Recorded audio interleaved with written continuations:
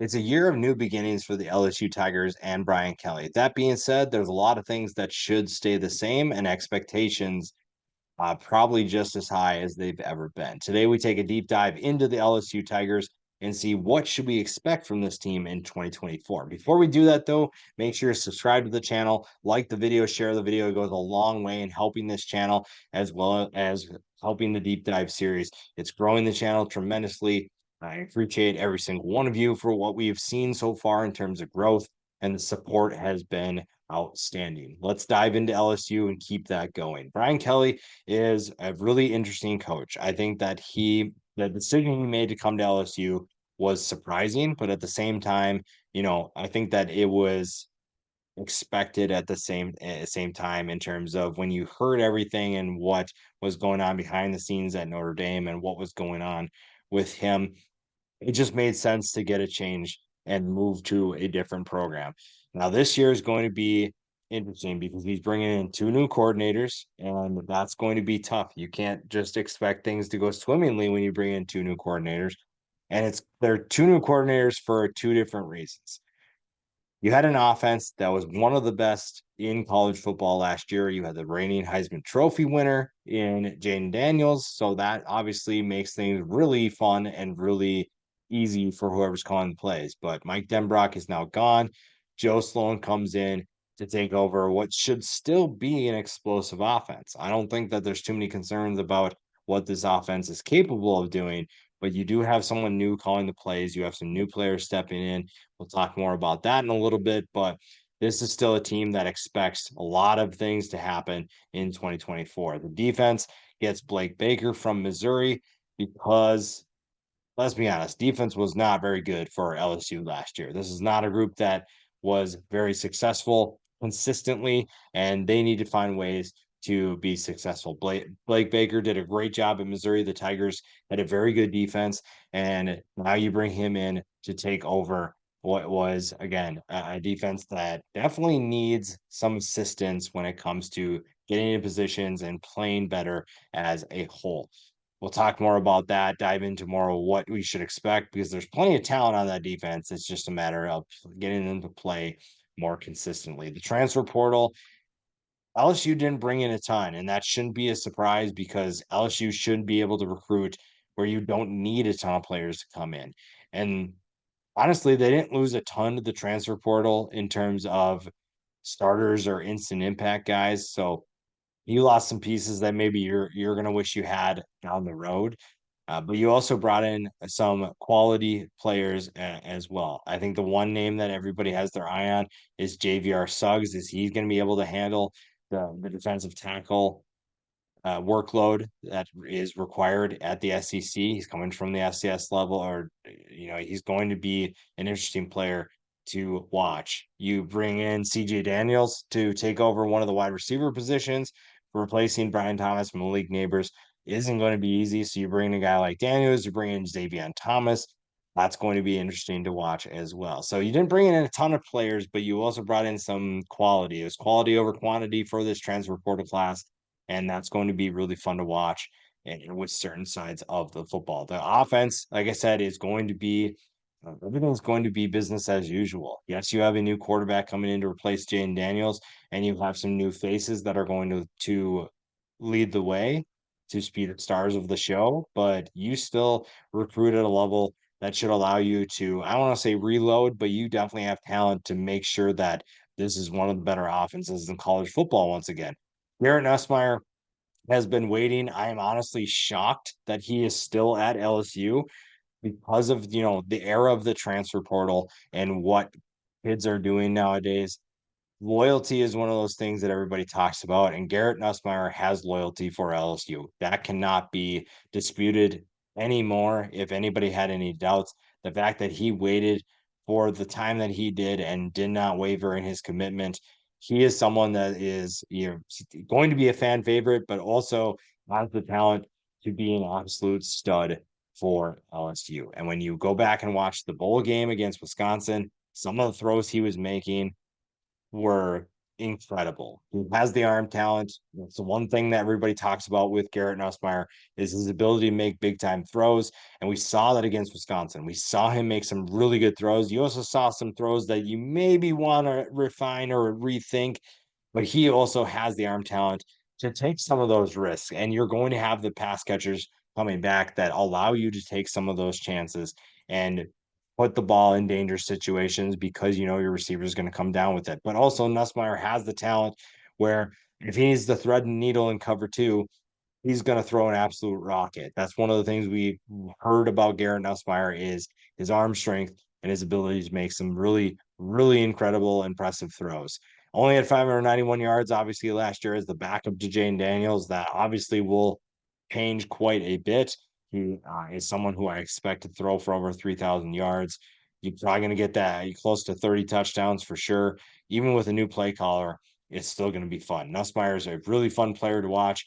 And this passing attack should be, I won't say just as good, but it's still going to be one of the best in college football. Behind him is where things are interesting. You bring in AJ Swan from Vanderbilt. That's kind of an interesting addition for LSU to bring in a Vandy player, but AJ Swan's an underrated player that could play a good role as a backup if Nussmeier goes down. You feel pretty good about the lack of a drop off, if you will, to play Swan. So that's going to be interesting. Ricky Collins, a redshirt freshman, is also back. He will be interesting to watch if he gets in the game. And then you go to the running back position. This is a group that finished 11th in rushing last year. So I think that you're looking at an offense that, when you look at the talent level, there's still plenty of players that return that can help in a big way. And Josh Williams and Caleb Jackson will be the two players that play that role. And obviously, one of them or both of them need to take a step forward because you can't have a guy rush for just 284 yards like Williams did or 165 like Jackson did. Somebody is going to step up, and depth shouldn't be a concern. Those are two guys that will get first crack at it. John Emery Jr., if he can put everything together and stay on the field, has all of the talent to be a stud for this team. But again, we're just kind of waiting for that to happen. Trey Holly had 110 yards and a touchdown last year as well. So you have plenty of options. Options are not a problem for LSU. And you can talk about recruiting and what they've done. You've recruited really well. You've brought in key players from the transfer portal. So you have plenty of options. It is not a question of, do you have the players on your roster? The answer is always yes for LSU. And the answer to that is going to be a successful season if you can put everything together. We talked about the passing attack. Again, this is a group that I don't really have any concern. I don't really have too many worries about this group. Yes, you just lost two first round picks at the positions, and I'm not saying that they're not going to be missed, but also everything you hear and read about this group is that they're going to be good. They're going to be so good. Kyron Lacey leads the way, and everybody's been talking about Kyron Lacey since those two left, and he is the next man up. 6'2", 213 pounds, had 558 yards and 7 touchdowns as the third best option for Jane Daniels. Are you kidding me? That's just unfair. This is a group that's going to be really fun to watch, and Kyron Lacey is going to lead the way. Aaron Anderson, if he can put everything together, a really good piece, really explosive piece for LSU's offense. Again, if he's able to figure everything out and take on a more prominent role, he has the talent to be a dangerous weapon. Chris Hilton, if you we talked about Garrett Nussmeier, we talked about what he did in the bowl game. Chris Hilton made two catches on two different throws for Garrett Nussmeier. You saw the throw into the end zone. It was in the back left end zone. I think it was in the first half. And Nussmeier throws the perfect ball.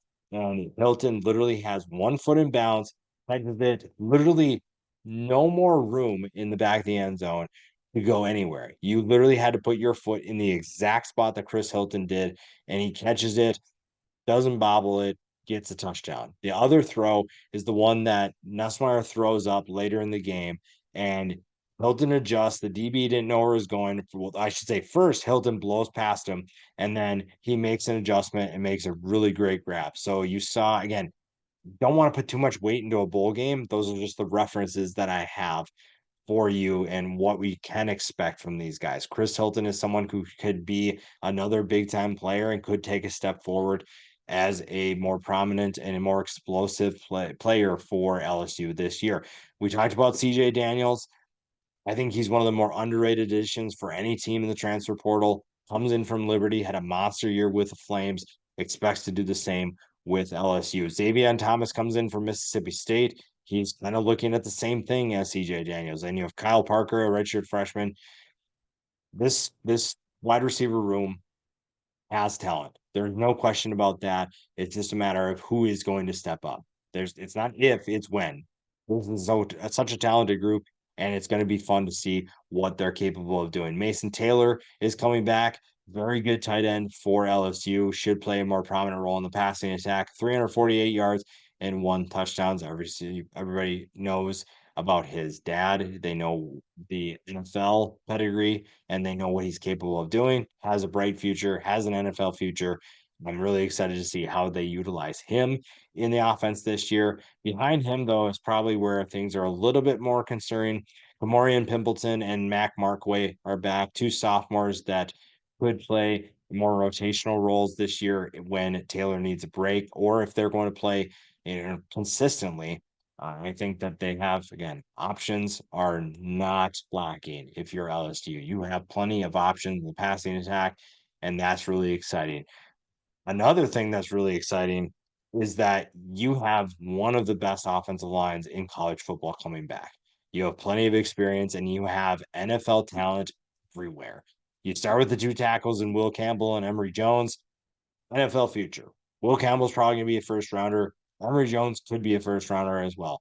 You also have plenty of experience in Garrett Dellinger and Miles Frazier. Those are two NFL guys as well. Maybe not first round talents like their tackle counterparts, but definitely futures in NFL.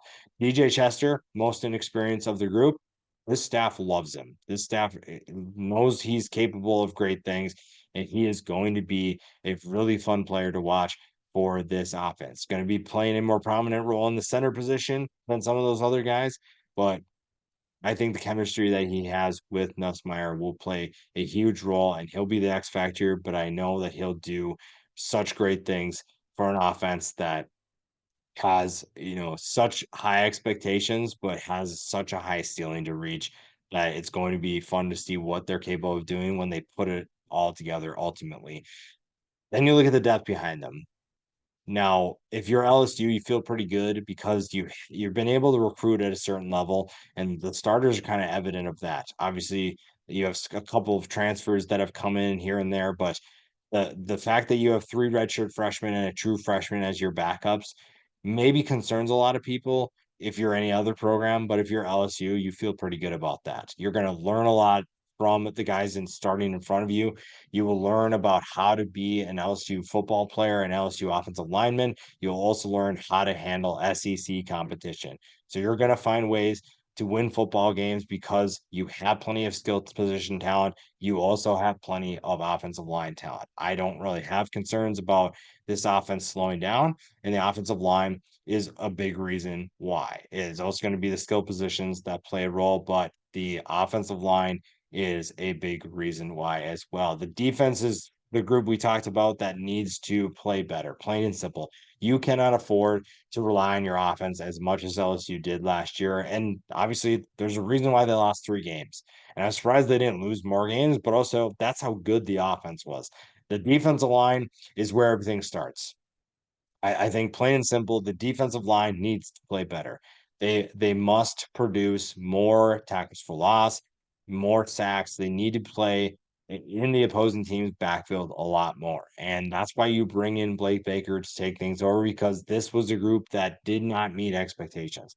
They struggled mightily to get to the quarterback. They struggled mightily to create tackles for loss. They were not disruptive. They did not stop anybody. And that has to change. Yes, you can rely on an offense to be explosive, but that offense also has some new players stepping in. It's going to take time for them to get acclimated to their new offensive coordinator, to their new quarterback, to their new role. So there's going to need to be a transitional period, and that's where the defense needs to step up. That being said, the defensive line has options. Savion Jones is a really talented player at 6'6", 280. Braden Swinson can be disruptive. 6.5 tackles lost for him last year, 6'4", 250 pounds. So again, with what LSU recruits in terms of the talent level, you have talent. There is no question about that. You just have to find ways to produce. Potential doesn't really matter if you can't turn it into production. Jalen Lee and Jacobian Guillory are also evident of that. You see both of them have 0 tackles for loss. Now, granted, there's less reps for both of them, but you have to find ways to improve and take a step because you lost your two top defensive tackles and now you have new guys coming in. But Blake Baker is going to do a good job of getting these guys and setting a new expectation. This is a group that shouldn't accept what happened last year. They should not be okay with what happened last year. They should play with a chip on their shoulder and they should show everyone why they're going to be better this year. The defensive line is where everything starts. If you can't handle life in the trenches, it's going to be a long year. You are not going to stop anybody. So that's why this defensive line is so important. And the tackles are inexperienced, but the edges should be fine. This is a group that has plenty of experience on the edge, and the depth behind them should be pretty good. Paris Shand had 17 tackles, 5 tackles for loss, 2 sacks last year. Deshaun Womack is coming back, 13 tackles, 1.5 tackles for loss, 1.5 sacks. So you have guys that can do things on the edge. But again, the defensive tackle position is such a valuable piece for this defense. It's going to dictate a lot about where this group is going and how successful this defense can be. Because if you're going to struggle in the 80s, 90s, hundreds in terms of your stats as a group, you are in for a long year. And again, this offense can do a lot of good things, but they can't do that many good things for that long. I don't think you're going to see a repeat of last year. It's a reason why you saw a coaching change. It's a reason why there's new defensive coordinator. And I think that this group is headed in the right direction now. The linebackers are going to be probably the strength of this defense because you have two guys in Greg Penn and Harold Perkins coming back after what we saw from them last year. Sometimes they're doing mop up duty, other times they're doing what they do best, which is be disruptive. And this is a group, like I said, needs to be disruptive. And you have two guys at linebacker that are very good at that. Now, everyone's got their eyes on Harold Perkins. He has a bright future in the NFL, but Greg Penn's also right there with him. I don't think he maybe has the ceiling of Harold Perkins, but he is someone who is a valuable leader. And in terms of improving this defense, Greg Penn is an extremely valuable player to have back. 89 tackles for Penn last year, 6.5 tackles for loss. Perkins had 13 tackles for loss, 75 tackles. I think that Harold Perkins is still getting comfortable at the linebacker position. I think that he is still learning things at his new position. You know, we saw him on the edge as a freshman. Last year, he moves to linebacker, and I think that at times looked a little lost and kind of relying on his natural talent. But now I think he feels a little bit more comfortable. He's still very good on the edge. He's still very disruptive. So, worst case scenario, you put him back on the edge, and he's going to just be successful. That's how talented he is. Behind them, you have the 2 weeks here. You have Witt Weeks and West Weeks. Witt had 49 tackles and 3.5 tackles for loss. West had 16 tackles and a half tackle for loss. So you have two solid guys behind them. And that's going to be a good group to have in terms of depth. It's also going to help guys like Tylen Singleton and Xavier Atkins, two freshmen, learn about what's expected to play in the SEC and what kind of things you can learn from Greg Penn? What can you learn from Harold Perkins and those two backup guys? So the linebacker position feels like they're in good hands. And it's going to be fun to see what they're capable of doing and how they can help this defense improve. The secondary also is a group that has talent but needs to play better. They finished 118th against the pass last year, and the secondary is a group that needs to take a step forward. This is used to be one of the more exciting secondaries in college football. And last year, that was not the case. You bring in a guy like PJ Woodland that you expect big things from. I would like to see him be more than 160 pounds, but I think that he is set to play a more prominent role this year.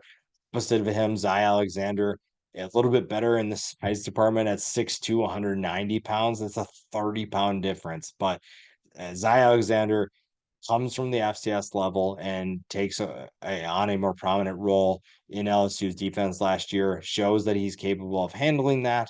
Now he gets a chance to utilize that experience and help him play in 2024. The safeties have Sage Ryan and Jordan Gilbert, various levels of experience there. Gilbert comes from Texas A&M. Sage Ryan returns after a decent season. So again, you have plenty of talent and plenty of experience, but it's various levels.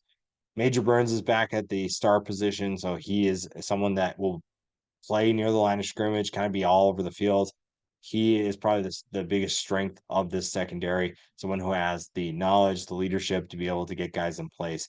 Behind them, you don't have a ton of options in terms of experience, but I know that the staff likes some of the players that they have coming in. Kylan Jackson behind Major Burns will learn quite a bit. You have other players that could step up at the corner and safety positions. You have Javian Toviano, 33 tackles, one pass defended last year. The other corner, J.K. Johnson, a redshirt junior, could step up. Sean McBride's a freshman that could play at safety. That would be really impressive. Jordan Allen is relatively inexperienced, but has some playing time. So you're looking at a team that should still feel good about their options, but can you take that next step? Is Blake Baker the difference? And what should we expect from this group in 2024? And a lot of that is going to be on the defense, and that defense probably dictates how successful the schedule turns out. This is a group that the over-under is 9 wins. So Vegas expects this to be a successful season. And when you look at what they have in talent level, it's easy to see why. Now, I will entertain a 12-0 ceiling for LSU, but I also think that it's going to be tough for them to do that. So I put it at 11-1. I think the floor is 8-4, and that's if things really just aren't going well. USC is a sleeper team in the Big 10. This is a group that is kind of everybody's kind of looking past them because Caleb Williams is gone. Having them in week one means that LSU's got to be ready right off the bat. You cannot afford to take your time getting into the season. USC is ready for your best, and they are going to hit you in the mouth. That is going to be a tough game. I don't have any concerns about Nichols.